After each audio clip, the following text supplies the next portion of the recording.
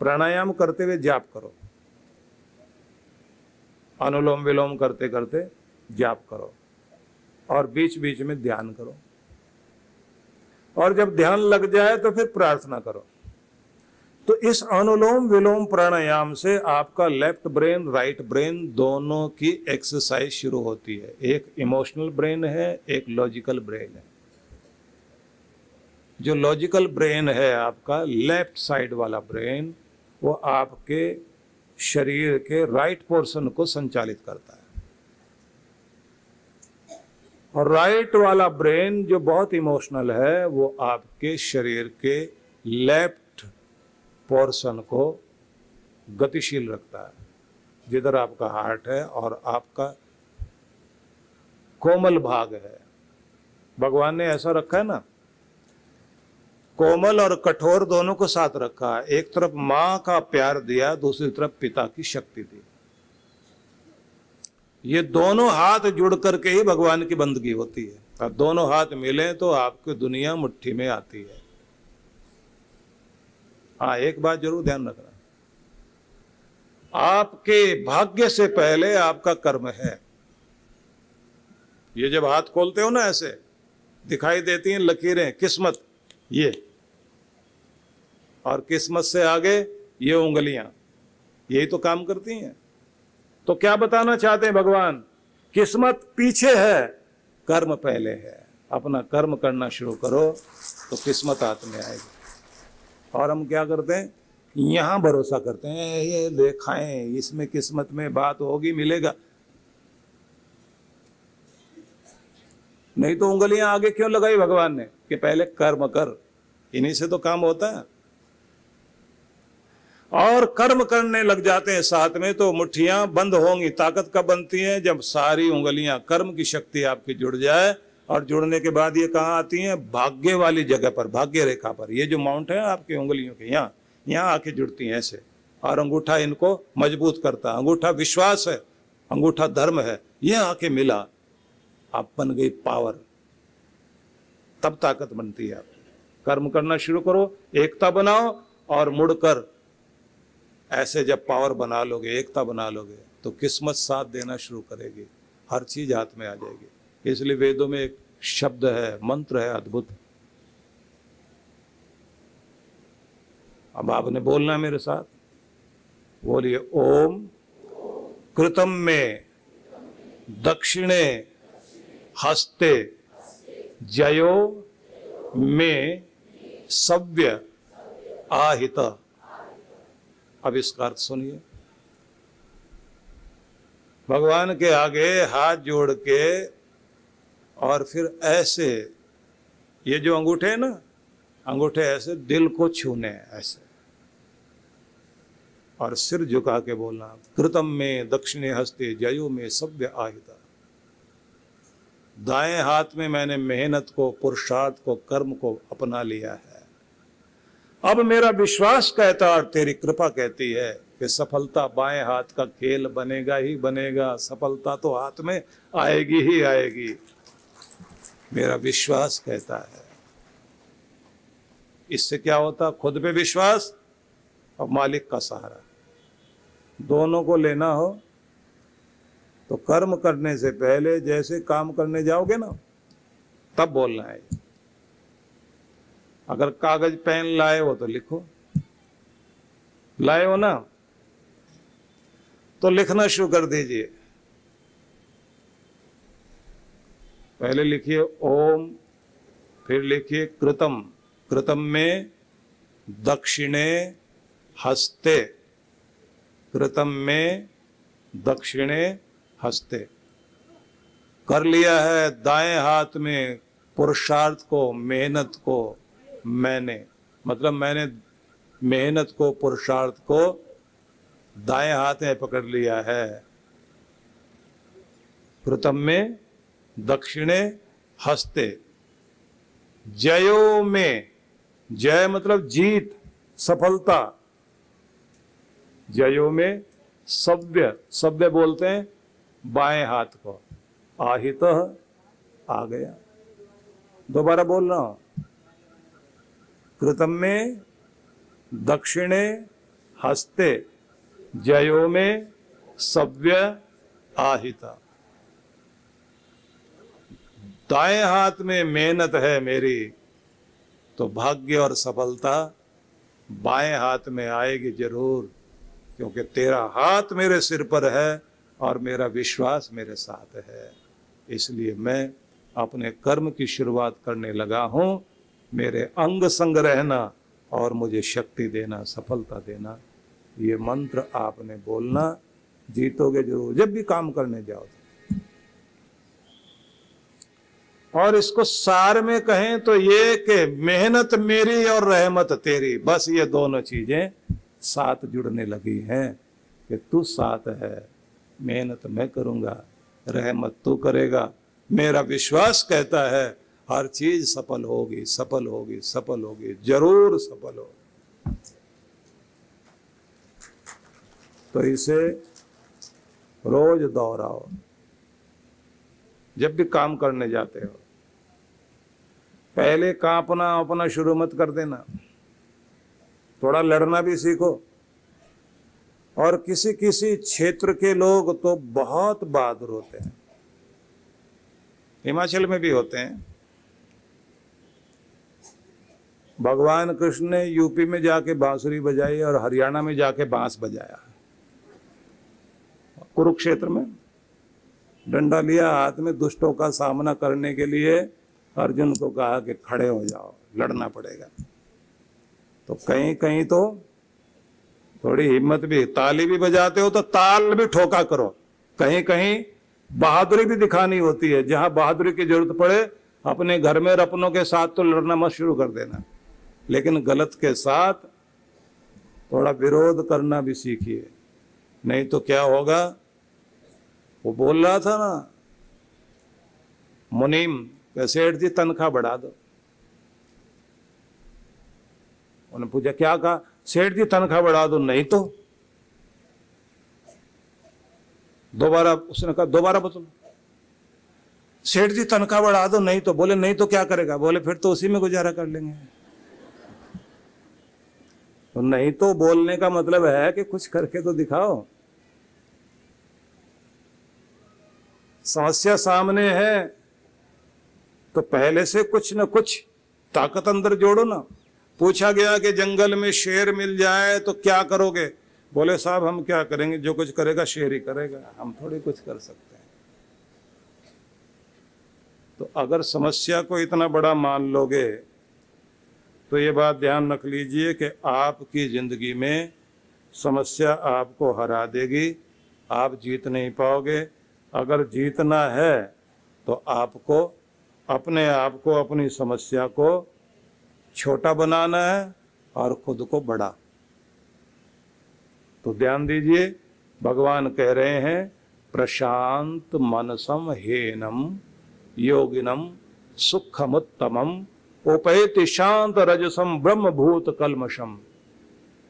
समस्त कलमश को नाश करते हुए, पवित्रता को अपनाते हुए, जो राजसिक स्थिति से भी शांत अवस्था में पहुंच जाए और अपना मन प्रभु के साथ संयुक्त रखे, ऐसा जो शांत स्वभाव वाला योगी है, उसे ही जीवन में परम सुख की प्राप्ति होती है।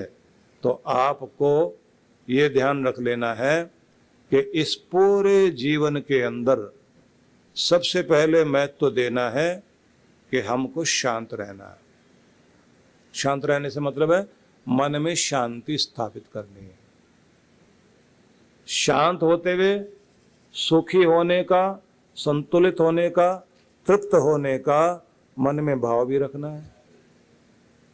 मैं तृप्त हूं, संतुलित हूं, खुश हूं और अपने प्रभु का धन्यवाद करता हूं। दो बात हुई। अब तीसरी बात यह है कि जिन चीजों से जीवन में शांति आती है उन चीजों को अपनाना चाहिए। अब इसमें कुछ बातें हैं जो आप लोग बहुत ध्यान से सुनेंगे।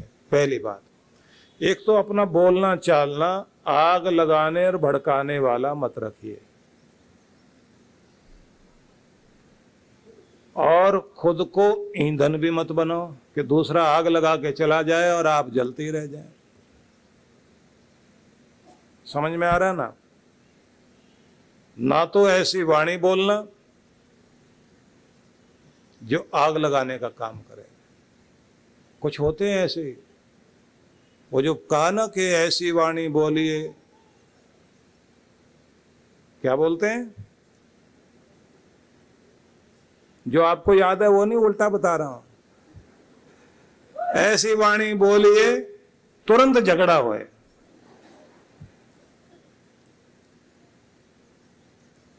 नहीं बोलनी चाहिए ना ऐसी। ऐसी वाणी बोलिए तुरंत झगड़ा होए, उससे मत लड़िए जो खुद से तगड़ा होए, नहीं तो पटकेगा।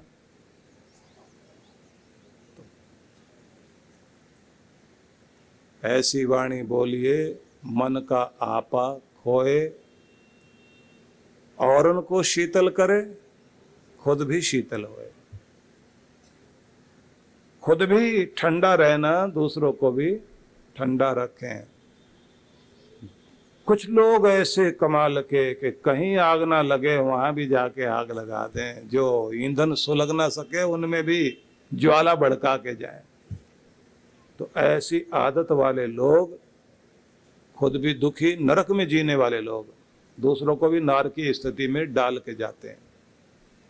तो आपको बोलने में भी शांति, दूसरा ईंधन नहीं बनना कि कोई चिंगारी लगा जाए और आप जलने भड़कने लग जाएं।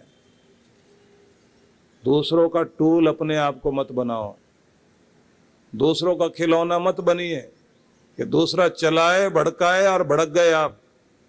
कुछ लोग होते हैं ऐसे, आग लगाई वो तो अपने घर में चले गए और दूसरा जल रहा है बेचारा, घर में लड़ाई झगड़े हो रहे हैं, कलह कलेश हो रहे हैं।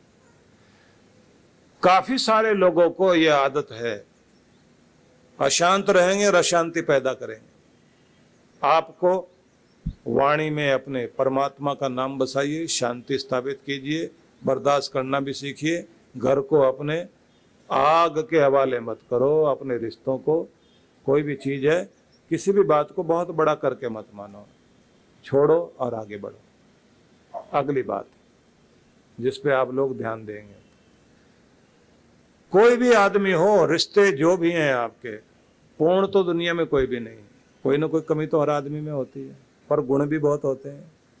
अपने रिश्तों के गुण याद कीजिए, उसकी कमी याद कर करके एक दूसरे को नीचा मत दिखाइए। अच्छी चीजें कहकर अपने रिश्तों को और अपने प्रेम को बढ़ाने की चेष्टा कीजिए। आपको सुबह बताया था ना कि सबने अपने अपने गठरी दुखी बांधी जरूर, और सोचते हैं दूसरे से किस्मत बदल लेंगे अपनी, लेकिन जैसे ही असलियत पता लगी तो लोगों ने अपनी अपनी गठरी उठाई और अपने घर की तरफ भागे कि अपना दुख तो देखा भाला है, दूसरे की मुसीबत अपने सिर पर नहीं लानी। तो आप जैसे हैं, जिस तरह के, जिस रूप में है, परमात्मा ने बहुत कृपा कर रखी है। धन्यवाद करो और खुशियां मनाओ, माथा पीटने की आदत मत बनाओ। जो है, जैसा है, जितना है, जिस तरह का, जिस रूप में है, उतने में धन्यवाद करते हुए अपनी बेहतरी के लिए चेष्टा जरूर करिए, लेकिन दुखी होने का कार्य नहीं करना चाहिए कि ये होता तो मैं कितना सुखी होता। परेशानी वही होती है, जो नहीं है उस पर ध्यान जब जाता है बार बार, तो आदमी के मन में रिक्तता आती है, खालीपन आता है। और जो कुछ है उस पर ध्यान दे करके जब हम भगवान का शुक्र मनाते हैं तो फिर कृपा होती है। एक व्यक्ति के बारे में पढ़ा मैंने, बड़ा आश्चर्य लगा। छोटा था, पतंग उड़ा रहा था, बरसात के दिन थे, तो उसकी पतंग जो है वो बिजली के तारों में उलझ गई और करंट बहुत आ रहा था, और उसका जो मांझा था वो भी गीला हो गया, और करंट जो है नंगे पांव खड़ा हुआ जमीन पर। तो इतनी बुरी तरह से झुलसा वो,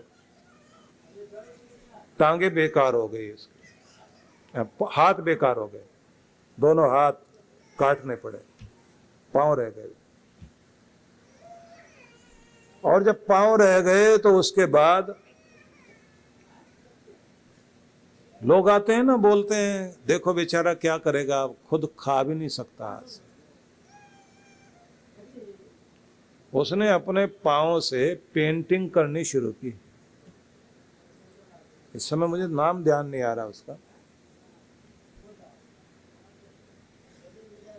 माना हुआ पेंटर है जो अपने पांव से पेंटिंग करता है। बहुत बढ़िया पेंटिंग उसकी, और लाखों में बिकती है, लाखों में।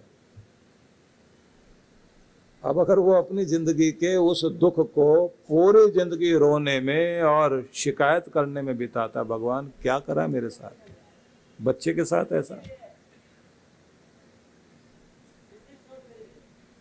तो जीवन में कभी उठ पाता। अब उसको ये तसल्ली है कि जो मेरी सहायता करता है मेरे घर के लोग, मैं उन पर भार नहीं, मैं भी उनको कमा के देता हूं, और बहुत कुछ कमा के देता हूं, और इज्जत से दुनिया में जीता हूं।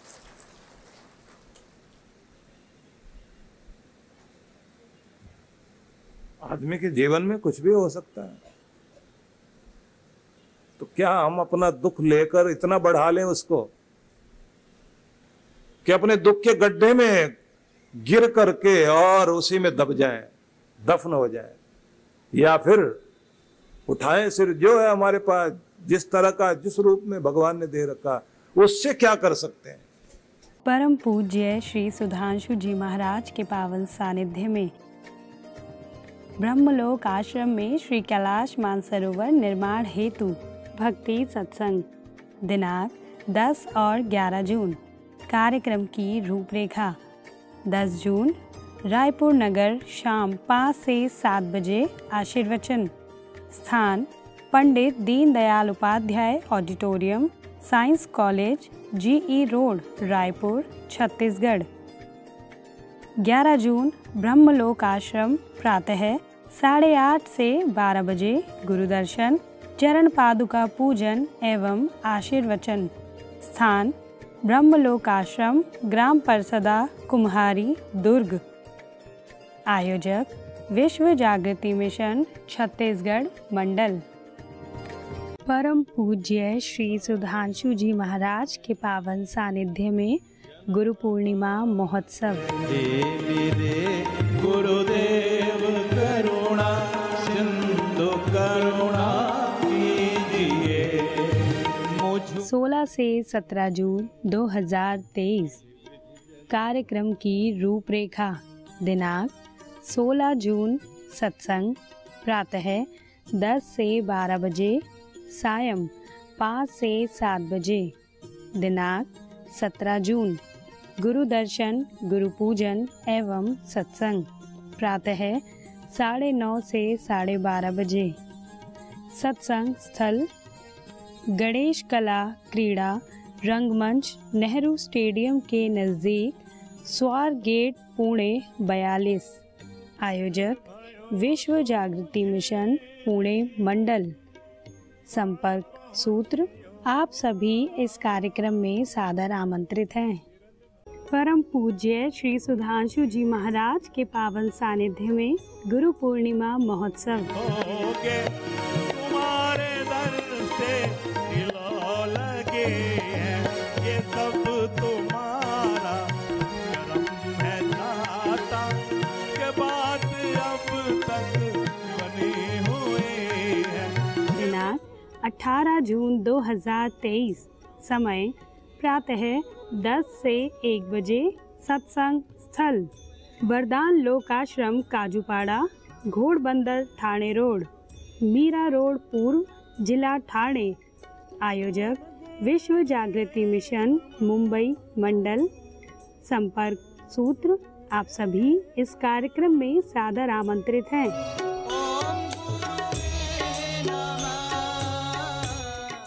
परम पूज्य सद्गुरुदेव श्री सुधांशु जी महाराज एवं डॉक्टर अर्चिका दीदी जी के पावन सानिध्य में गुरु पूर्णिमा महोत्सव 30 जून से 3 जुलाई 2023।